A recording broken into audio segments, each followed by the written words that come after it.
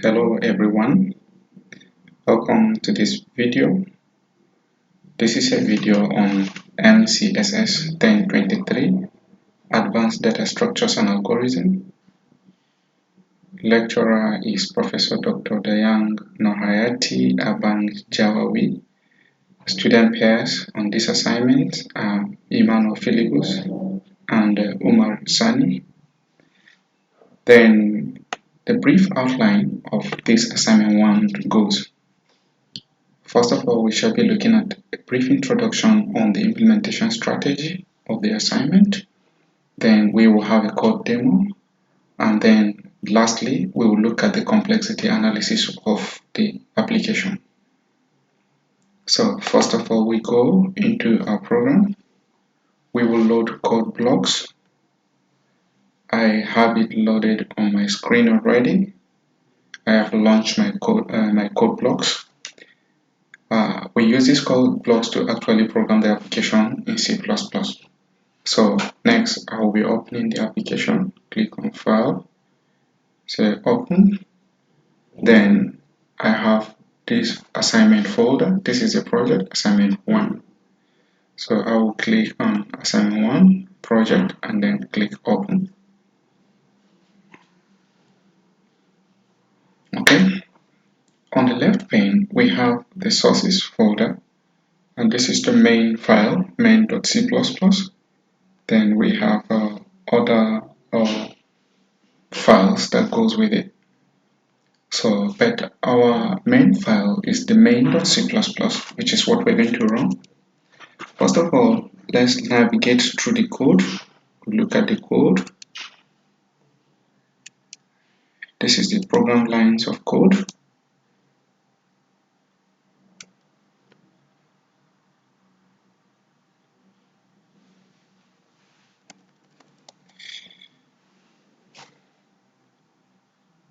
Okay, before we run the demo, let's look at the introduction, a brief introduction on the implementation. This assignment is implemented using binary search tree, BST, indexing, and file input-output. It stores fixed length 64-byte records for the database, stores fields using ASCII characters, and then pad each field with spaces up to its maximum length, and append these records to the database file in the order that the add commands appear, meaning the program writes to an output file. Let's look at the output file. It writes to an output file. This is my assignment folder, and this is the output file. We named it example. So whatever entry that is made during the program execution, the program actually writes out these entries to an external file called example. So going back to our program, let's continue with the little remaining part of the introduction. So for the indexes, it stores the keys in ASCII format, which is 9 bytes for the ID and then 15 bytes for last name, and the file positions as C++ long values. The index file will consist of fixed styles, 3 nodes that contain up to m keys. The m index file records position, that is pointers to children.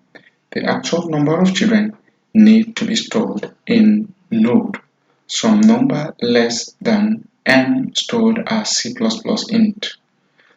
This means the size of an index file should be a multiple of m1 by k plus 2m1 by l plus I, where k is the size of a key. L is the size of a C++ long value, and I is the size of C++ int value. So when new nodes need to be added because of splits, m by 1, k plus 2m by 1, L plus I bytes will be appended to the index file for each new node. Note that we have a decision to make when we want to perform a split. For example, suppose you want to split node A to result in node B and C.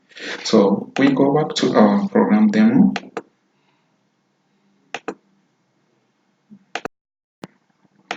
So welcome back. We have the program lines of code. So this program has been actually coded without an error, and we have comments added in each line to explain clearly what each line does. So we will go straight and then run this program. Click on build and run. Okay, now the file has displayed an interface on the console, giving us options to choose whether to add a new student or to search for a student, update student result, search for all the students, or we exit. So here I will enter the first option 1 to add a new student and press enter. Now when you press enter, it gives you an option to enter the number of students to be registered. So let's say we want to register 4 students. We press enter 4 and press enter.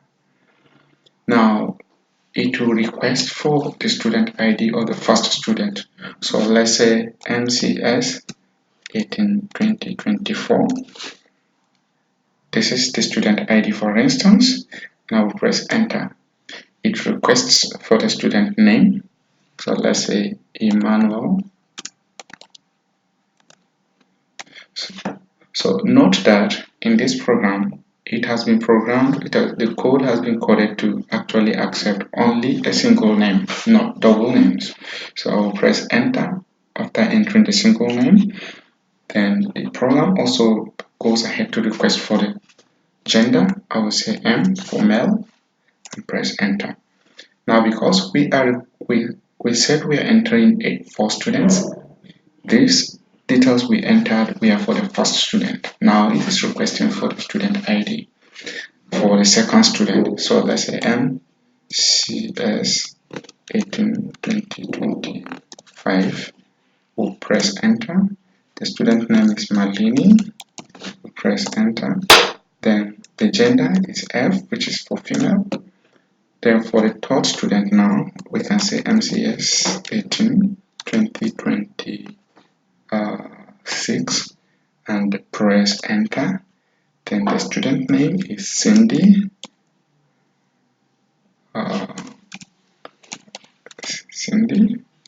Then the gender is female. For the last student now, the fourth student, we enter MCS182027 as the ID. We enter the student name Umar. Then we enter the gender male.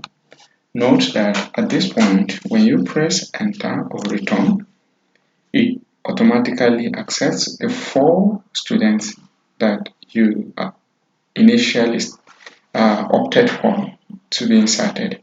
So now it has returned back to the menu. Now from this menu, we can decide to view all the students, or maybe we can add more if we wish. So but for the purpose of this demo, we will look at, let's say, view all the students.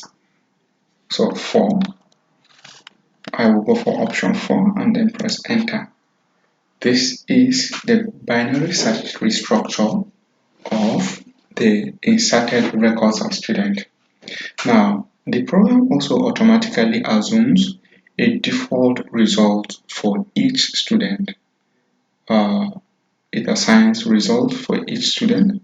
So let's look at it. Scrolling down. So let's say we want to search for a student, a particular student, let's say 2. Press enter. It will request select search structure. it says we should select such structure, whether a binary search tree or an ABL tree. So let's say a binary search tree 1, we'll press enter. It requests for the student ID, let's say MCSS1023. I will then press enter. So watch what the program has displayed.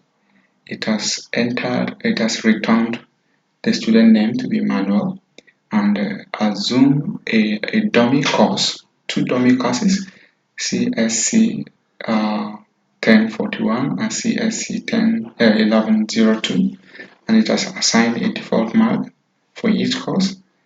The first mark is an @ sign, which is an error suppressor, meaning no value was supplied. Then the mark here is 00 for the second course, and the CGPA is 00. This is a default result. So this is the little demo we can present on this very particular assignment. Then lastly, I will show us little about the complexity analysis of what we have done in this project. From the file that was submitted as a report, we gave the best case, expected case, and the worst case of this program. So the algorithm actually run on a binary search, which best case is O of 1, meaning when the value is found directly, which is like a lucky entry, it returns O. It is on a complexity of O of 1. Then when expected, it is the expected case is O of log n, and the worst case is O of log n. So this is the end of this demo and this video. Thank you and bye for now.